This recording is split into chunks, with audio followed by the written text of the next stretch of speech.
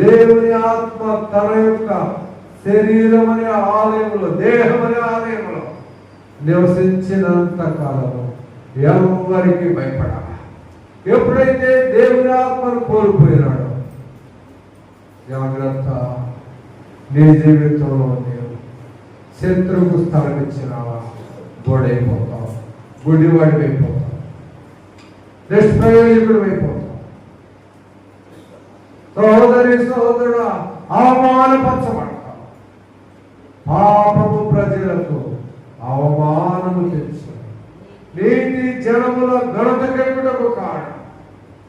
సహోదరి సహోదరుడా, ఎంతమందిని గ్రహింపు కలిగి నీ నా దేహము దేవుని వలన నీకు నాకు అనుగ్రహింపబడినదని, దేవుని ఆత్మ నివసించడానికి నిలయమైనదని ఎంతమందిని గ్రహిస్తున్నాం. ఏదో సహోదరి సోదరు ఆచారముగా అలవాటుగా భక్తి చేసుకుంటాం, ముందుకు వెళుతాం, దేవుని దుఃఖపరిచే స్వభావం. ఎంత అవమానం. సహోదరి సోదరు, నీ నా జీవితంలో కూడా నిన్ను దేవుడు ప్రేమించి ఆయన బిడ్డగా నిన్ను పిలుచుకోవడానికి ఇష్టపడి ఉండగా ఇంకా లోకంలో ఎక్కడ నువ్వు తిరగకూడదు. ఇంకా నీ శరీర అవయవములను శత్రువైన సాతాను అప్పగించుకోకూడదు. వాడికి ఎక్కడ పొరపాటు ఉన్నదా వెంటనే చొరబడదామని వాడు పొంచి ఉన్నాడు, వల వేసినాడు, నోకలు చల్లినాడు. ఏదో ఒక కొండ చోటలో చెట్టు చోటలో నక్కి పరిశీలన చేస్తూ ఉన్నాడు. ఆ నోకలను ఆశించి వెళ్ళినావా, అంతే చిక్కబడతావు, పరిగెత్తుకుంటూ వస్తాడు.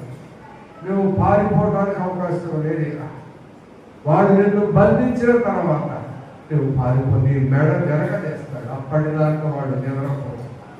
ప్రియ సహోదరి సహోదరుడు, అయితే దేవుని యొక్క ప్రేమ నిన్ను వెంటాడుతున్నది. దేవుడు నిన్ను నన్ను ఎంతగానో ప్రేమించినాడు. రాజులైన యాజక సమూహంలో, పరిశుద్ధ జనాంగంలో నిన్ను నన్ను కూర్చుండబెట్టవాలని ఆయన ప్రయాసపడుతూ ఉండగా ఎంతమంది మీ దేవుని వైపు చూస్తాం, ఎంతమంది మీ సొంత మార్గాన్ని ఏర్పాటు చేసుకుంటుంది.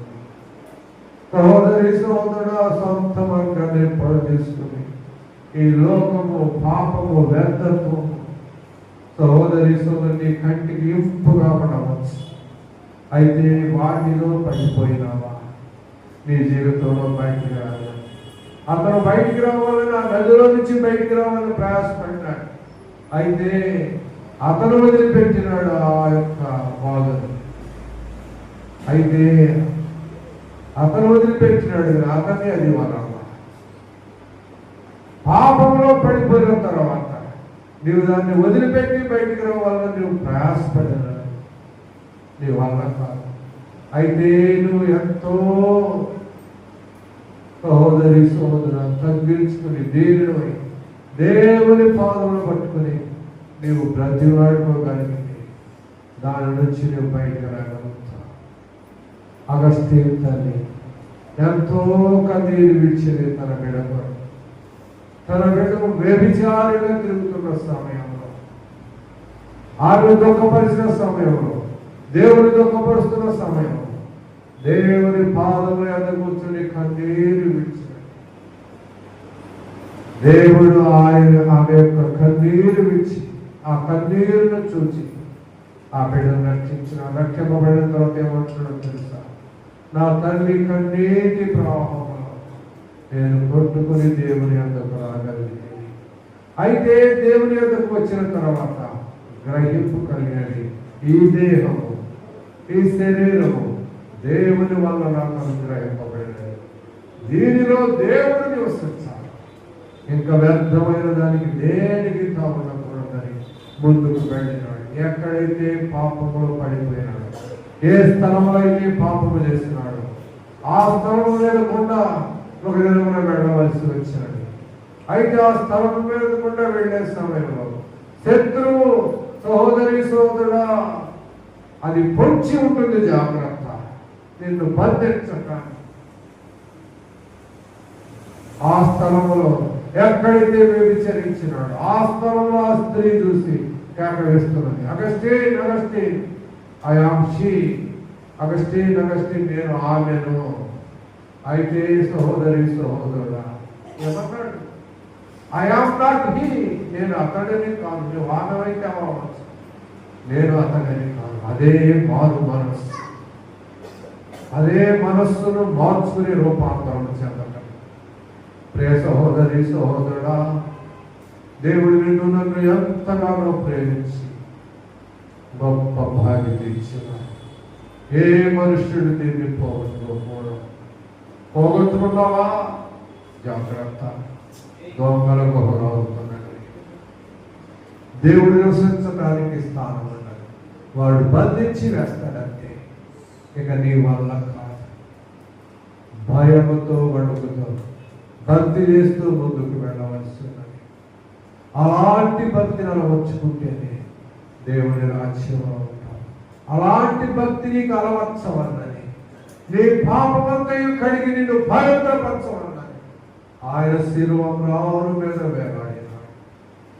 సహోదరి సహోదరుడా, నీకు నాకు రక్షణ అనే మహా గొప్ప బాధ్యత ఇచ్చినాడు. ఎంతమంది దాన్ని వినియోగించుకుంటున్నాం. సంసోనునికి గొప్ప బాధ్యత ఇచ్చినాడు. అందరూ భయపడిపోయినారు, శత్రువు సైన్యం అంతా భయపడిపోయినారు. అయితే ఈ శరీరపు ఇచ్ఛలకు, తుచ్చమైన వాటి కొరకు, క్షయమైపోయే వాటి కొరకు, అల్పకాల పాప భోగముల కొరకు పరుగులెత్తినాడు. సహోదరి సహోదరుడా, దేవుణ్ణి గాయపరిచినాడు, తను తాను గాయపరుచుకున్నాడు. ఎంత అవమానం! గుడ్డివాడైపోయినాడు, గోడివాడైపోయినాడు, బంధింపబడినాడు. శత్రు సైన్యం అంతా, ఫిలిష్తీయులందరూ, స్త్రీలు, పురుషులు అందరూ చూస్తూ ఉన్నారు, ఎగతాళి చేస్తూ ఉన్నారు. ఒక దేవుని బిడ్డ, వాగ్దాన పుత్రుడు, నజీరు చేయబడినవాడు ఎంత అవమానపరచబడినాడు. సహోదరి సహోదరుడు, నిన్ను నన్ను ప్రేమించి ఆయన నిన్ను నన్ను విలువ పెట్టి కొన్నాడు.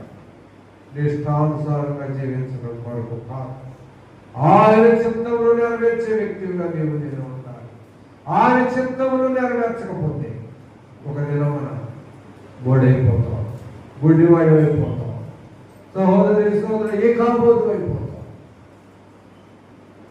అవమానపరచబడతాం, శత్రువుకు నువ్వు అప్పగించుకుంటావు, నిత్య నరకములకు పాత్రలు అవుతావు. అయితే దాని నుంచి తప్పించుతానికి దేవుడు నిన్ను ప్రేమించి నీతో మాట్లాడుచున్నాడు. ఎంతమందిని ప్రియ సహోదరి సహోదరు దేవుడి వైపు చూడగలుగుతాం. ఎందుకు నీవు నేను ఎందుకు పనికిరా? సహోదరి సహోదర, నీచులము, తిరుగుబాటుదాము, భక్తిహీనులము, బలహీనులము, అబద్ధికులము, దొంగలము, వ్యభిచారులము, త్రాగుబోతులము, పొయ్యితుపరులము, మోసగాళ్ళము, విగ్రహారాధికులము, సహోదరి సహోదరు, అసహ్యమైన కార్యములు చేయువారు.